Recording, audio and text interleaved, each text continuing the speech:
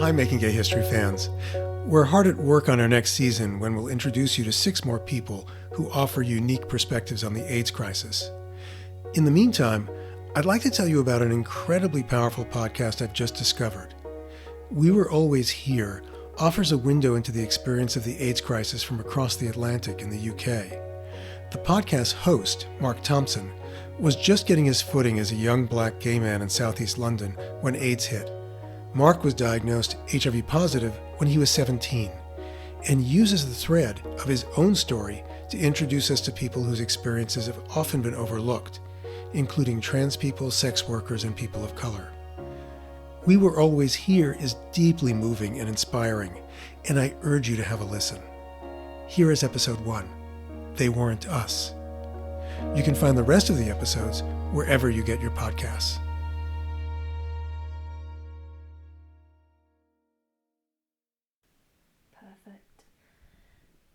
And what would you tell you? This is your question. This is my younger question. What would I tell my younger self? First of all, I would say, stay away from toxic men.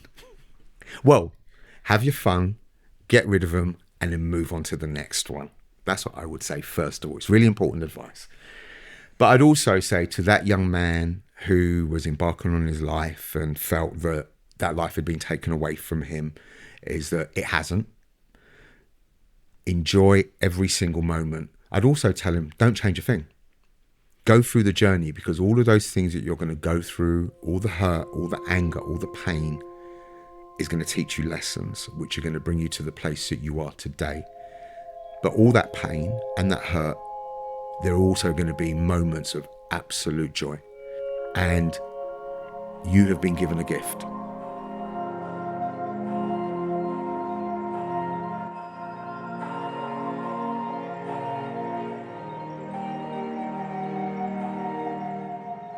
My name is Marc Thomson, and I'm a 52-year-old social justice activist, and this is We Were Always Here, a documentary series that explores the UK HIV epidemic through the voices of those who are most affected but are often missing from the mainstream narratives. I spent the last year having conversations with a number of people who you will hear throughout the series, taking inspiration from the AIDS quilt as a metaphor and piecing together that rich tapestry of our experience. This isn't the definitive history of the UK HIV epidemic, but it's our history, moments from our lives that defined the epidemic for us. Throughout the 2 years that I was in Uganda, I used to wake up and think, no, I don't want to live. This thing is hitting gay people, and it's gonna hit black gay people more, and there's no help for the black community. And she screamed on the phone, she said, I can't lose another person I love. And so I kept quiet. From that moment on, I couldn't tell anyone. 2021 marks 40 years since the first cases of HIV, or as it was known then, gay-related immune deficiency, were identified. Approximately 76 million people have become infected with HIV since the start of the epidemic. Today, there are around 38 million people currently living with HIV all over the world. Tens of millions have died. We're living in an era now, against the backdrop of the coronavirus pandemic, where we are finally recognising the impact of health inequalities, of racism and structural sexism, homophobia, and how they have played a part in people not getting what they want or need around their own health. But these inequalities have always been here, and so have we.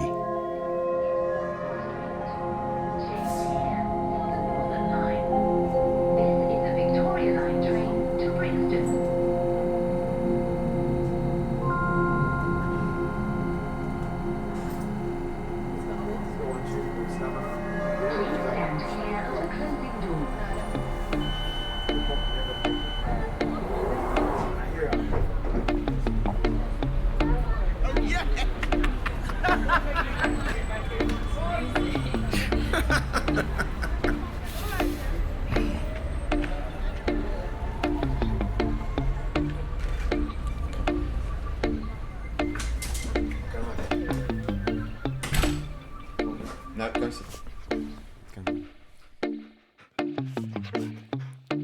This morning I had for breakfast toast and crab spread and a smoothie. Crab spread? Yeah, what's spread? Yeah, crab spread. It's like Master Spencer's little pate, crab pate. That's what it is. Yeah. Oh, sorry, yeah. Fish on toast. Not quite a fish finger sandwich. So I was born and raised in Brixton, near the front line, the centre of the uprisings in 1981, 10 years before that I was born. And it was a fun, safe environment for me to grow up in. All my family, my friends were here. It was a really strong African Caribbean community that I was part of. You know, so all my uncles were here, my aunts, my grandparents. I went to school here. So it felt like home, you know, and this is pre-gentrification, this is pre the riots. So it was a really lovely space to grow up in. I was a kid that played out on the streets. I had lots of friends. I was always out. I was really curious about the world, acutely aware of stuff that was going on around me, really in tune with that. I remember really distinctly learning to tell the time. I was about 4 years old. We lived in a little flat and I'd learned to tell the time. And I remember going door to door to neighbours' houses to tell them that I could tell the time and to ask them, getting them to ask me what the time was so I could show them what the time was on my little Mickey Mouse watch I had. I remember it really clearly. Just wanted to be involved in the world. I was aware that I was different to other boys from a really early age. I knew, I didn't have the language to describe a sexuality, but I knew I had feelings for boys. And I was really clear about that in my mind. And when I got to secondary school, when I went to an all-boys school, so I was surrounded with even more boys, then I went for a period of confusion. And that had a lot to do with the way that I saw other boys talk about gay men or talk about homosexuality at school. To be gay, to like boys, to be homosexual, whatever way you wanted to name it, was a mark against you. There was name calling of boys who were slightly effeminate or slightly different or who didn't fit into the mould. I remember there were a couple of teachers at school who were, on reflection, really clearly gay, and they would get vitriol all of the time. And this was a rough school I went to where boys could get away with that because the teaching staff who weren't queer allowed it. So you just knew that it was really, really unsafe. And I do remember being at school and there was one kid who was really effeminate for years and he decided to come to school kind of as a goth, the kind of Mark Ullman, soft sell kind of thing, and was run out of the school by the boys, run out of the school. So I knew then it was a deeply, deeply unsafe place for me to think or talk about my own sexual identity. Didn't necessarily hear homophobia at home because it just wasn't a conversation at all. Occasionally my dad would say something homophobic, but it wasn't like a running commentary in the house. My mum worked in social work. I knew she was kind of cool around the gays. But it was still something I started to struggle with around the age of 13 when I started to have like big crushes on boys, like which would last for weeks. So I read, I found books about being young and gay. I found porn. You know, I would steal porn magazines. So that's how I kind of really understood my desire. And I had an incredibly close relationship with my head of year, really close. And I told her that I was gay and I had a crush on somebody at school and it was really doing my head in. I couldn't focus. And she did a little bit of digging and she gave me some numbers for, I think it was for a gay youth group, but also for Switchboard, the helpline, and told me if I ever needed to talk to them, the numbers were there. And so I just kept them in my wardrobe at home, and it had like a little secret compartment behind a mirror. So I just slipped it in there and I kept my porn mags underneath the bottom drawer at the very back. So I had these two little secret cubby holes in my bedroom wardrobe. And yeah, it just stood there for ages and I never used it, and that was it. And then it's sitting there, I leave school, you know, and I'm about to get on with my life, and I meet my first boyfriend and we start dating. You know, it's all very young and he's only a couple of years older than me, all very lovely and romantic. And he invites me out to a party one night. He invites me to his friends, that's it. And I tell my mum I'm going out with some friends. She doesn't know I'm gay at this point. And I go out and I stay out all night. And I come back in at about 6, 7 o'clock in the morning and go straight to my bedroom. And for some reason, I go and look in the cupboard and I know the paper has been moved. I'm like, oh, shit. Hello? Yeah, we can hear you. Where am I? I'm sitting in my living room in Ghana. I can see palm trees. I can see the sun has just gone in. So, okay. Mum, you froze there. I'm here. Okay. Do I switch it off? Hello? We can hear you. Oh, okay. I always had some feeling that something special or something different about Mark. His father was very masculine, and he wasn't like that. So I knew there was something that was different about Mark. And I think, you know, finding that card kind of triggered off what I felt as a mother, right? I didn't sleep that night. And when he came in on the Sunday afternoon, we had a conversation. And she says to me, is something wrong? Is there something you want to tell me? Deep breath.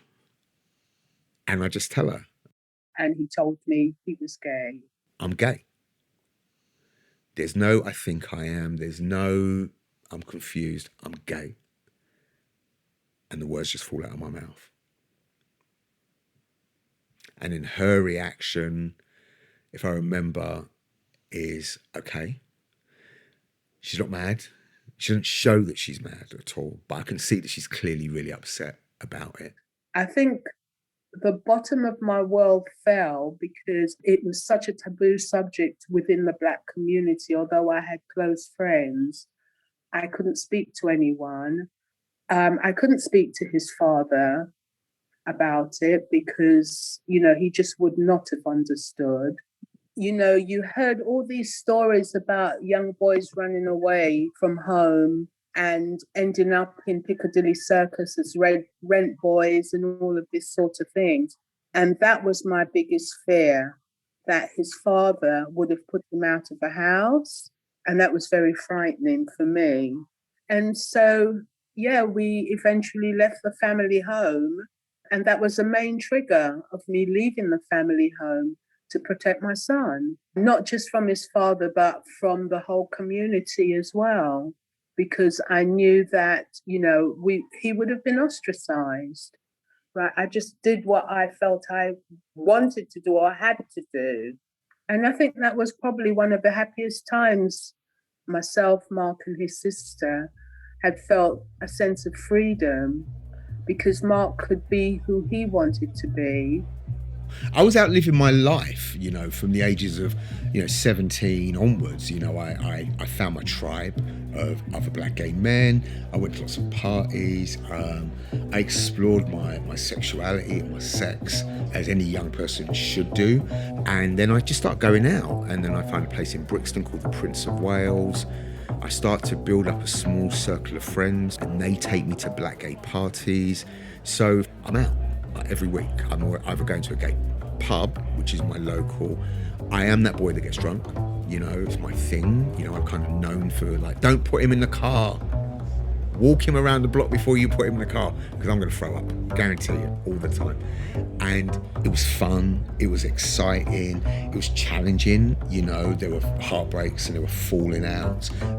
It's never all rosy, but you're young and you're wild. And it's not talked about that there was a really vibrant Black gay scene as well. We look back and we look at the archives and we see pictures of heaven, with men with fans and shirts off and poppers.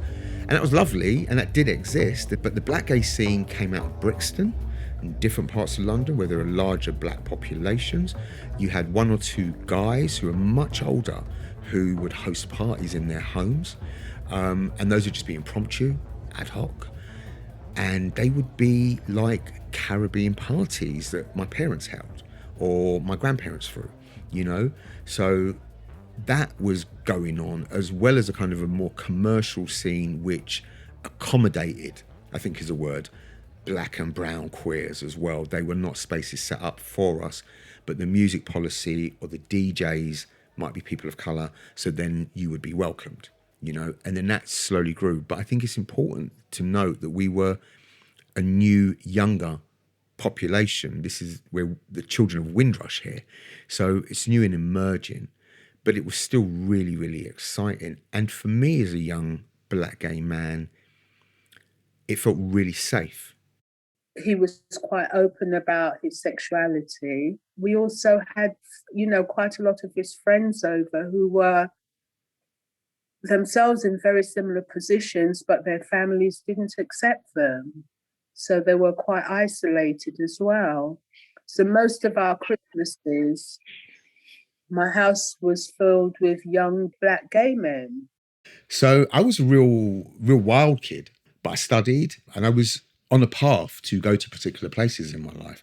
But it wasn't overly terrible, but I knew the wider world was. I just had to look at newspaper headlines. I just had to see what was going on with the riots and uprisings that were happening in the mid-80s, the homophobia that was in the newspapers on a regular basis. So I knew all of this existed in the world.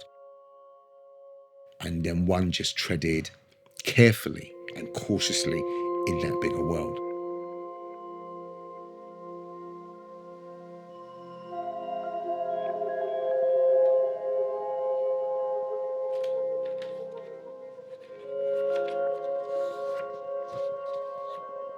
So I'm looking at Him magazine, a gay publication, which was kind of lifestyle, a bit like Gay Times today or Attitude magazine. And then there is a story, Gay Plague, Gay Cancer, just two of the misleading nicknames for the new alarming disease which has backs against the wall in American gay society.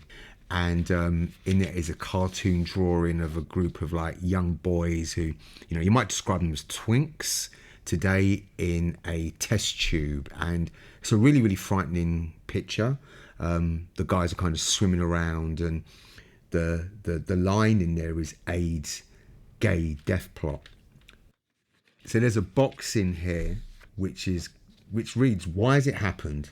No one knows for certain. The possibilities are the current gay lifestyle, excessive promiscuity, abuses of the body, heavy sex, drugs, etc.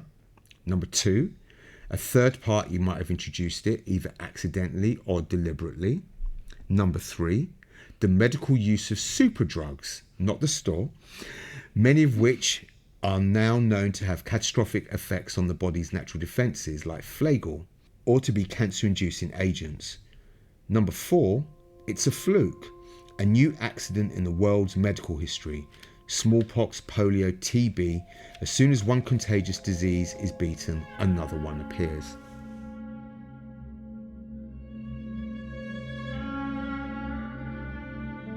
Within the bigger world, reports of a disease had begun to circulate, primarily out of America. On the 5th of June 1981, the Centers for Disease Control and Prevention's newsletter, Morbidity and Mortality Weekly, would make reference to 5 cases of an unusual pneumonia in Los Angeles called Pneumocystis carinii pneumonia, PCP, that had been found in 5 young, previously healthy gay men. At the same time, there were also reports of a group of men in New York and California with an unusually aggressive cancer named Kaposi's sarcoma that formed masses in the skin, in lymph nodes, in the mouth, or in other organs. It would be just under a month later, on the 3rd of July, when the New York Times would run a story with the headline, Rare Cancer Seen in 41 Homosexuals.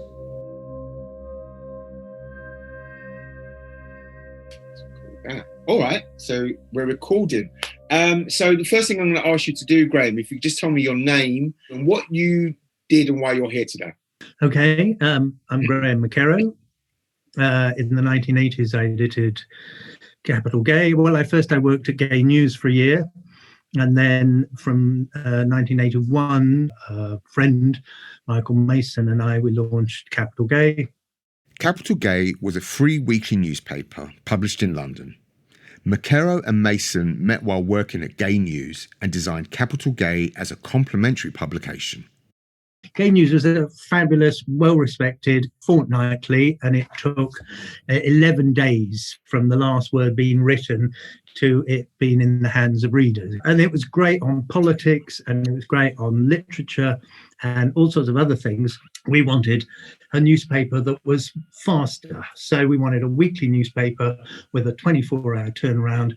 So basically, if something bad happened on a Tuesday, we could tell people about it on a Thursday or Friday. There could be protests on a Saturday and Sunday. It was a time when the gay community was growing enormously. And so you get Heaven and you get Bang, you get these really big clubs opening. And Gay News was kind of preaching to the converted. And Michael and I both worked at Gay News, and we both felt that there was a need to engage all these people that were coming out, to engage them with political ideas, to engage them with what the police were doing and what the government were doing and what the courts were doing and what the unions were doing or not doing and what the employers were doing, and so on and so on. And also, at the same time, we wanted to say to the political movement, you say that you speak for the community. Well, this is the community. And so Capital Gay was there to say, look, if you speak for this community, you need to know about it. You need to know who they are and what they think and what they're interested in. And so we created a newspaper that wrote about drag queens and everything about gay life, S&M, whatever it was in there. And so was all the politics. Described this community which is emerging, and you're saying that thousands more people are coming out. This is 10, 12 years after the decriminalisation. And so we've got this vibrant gay community which is slowly just starting to explode into the scene, into the world. But then this virus appears. When do you first become aware of the virus? Okay, well, before it was a virus, it was called, it had lots of different names. One of the early ones was the gay cancer. My memory tells me that I was at Gay News. I've looked through old copies of Gay News and I've not been able to find. I thought there was a kind of little paragraph or something that we published in Gay News. Now, it's possible I wrote a little paragraph and it didn't get in, which tells you something as well. But certainly at Capital Gay in 1981, we started having tiny mentions that something was being seen in New York. In December 1981, the first cases of PCP were reported in people injecting drugs, and by the end of the year, 121 gay men had died from cases of severe immune deficiency. Federal health officials were concerned that tens of thousands more homosexual men may be silently affected and therefore vulnerable to what was now being reported as potentially grave ailments. But it wasn't until the 11th of May 1982 that the panic surrounding HIV really started to amplify. The New York Times reported that a new homosexual disorder had worried health officials. It had now afflicted at least 335 people. We had a letter from an American that we published on the front page saying that he'd just been to London and other European cities and was horrified that nobody seemed to be aware of what was going on and weren't changing their behaviour or attitudes. So we put, and please warn your readers. So we put it on the front page because it was a very, evocative, personal appeal. Please focus on what's happening. In September 1982, the Centers for Disease Control used the term AIDS, which stands for Acquired Immune Deficiency Syndrome, for the first time. Cases started to be reported in a number of European countries, as well as in Uganda, where doctors were reporting cases of a new fatal wasting disease locally known as SLIM. It was also creeping into the UK consciousness. And then in November of that year, 1982, we reported that Terry Higgins and one other guy had died. And those were the first two cases and the first two deaths And the headline was US disease hits London, which tells you kind of something of the mentality. It was seen as an American disease, and the report was now saying that it's here.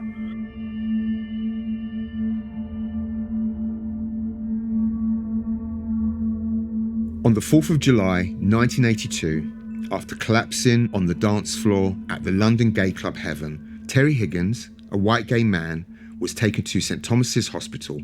He would become one of the first people in the UK to die of an AIDS-related illness. He was 37 years old. Before I'd met Terry, he'd been known as Fat Terry. When I met him, he was very slender, and very quickly he went downhill. And it was just like, how the hell did that happen? Rupert Whitaker was Terry's lover. And there was no understanding of it. There was, you know, I would go into the hospital to visit. Well, the very first time, he was in isolation. I had to look through a sort of a porthole in the door. And the nurses were in full, what we know is PPE, with double gloves, etc., etc. I wasn't even allowed in to see him.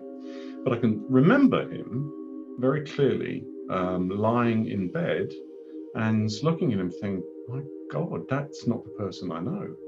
He was really sick. And it was sudden, really sudden. And we just knew that this was going to be something, that it was going to affect us.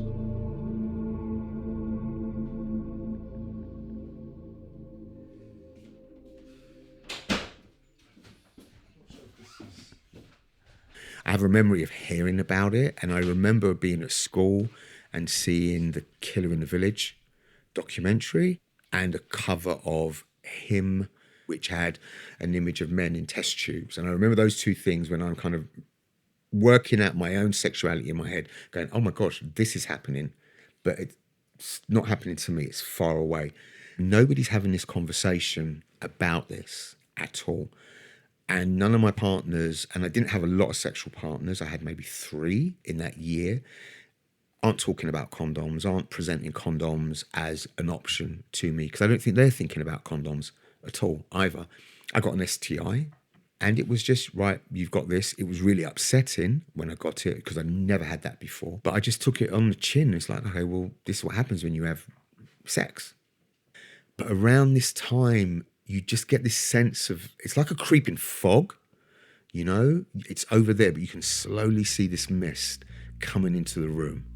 And I remember being in my friend's flat, and there was this palpable sense that something is happening. I thought it would literally, and I think a lot of us in that little small circle thought, this thing doesn't affect me, it doesn't affect us. It doesn't affect us black guys over here, because we didn't know anybody. We didn't see anybody who had it. You know, this was white guys that were over there and they weren't us.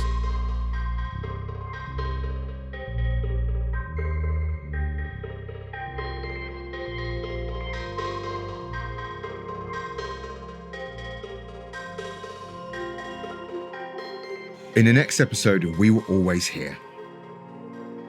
They didn't want to know about black people. They didn't want to know about women. I remember them saying to us, look, it's a gay disease and we're gay and it's our disease.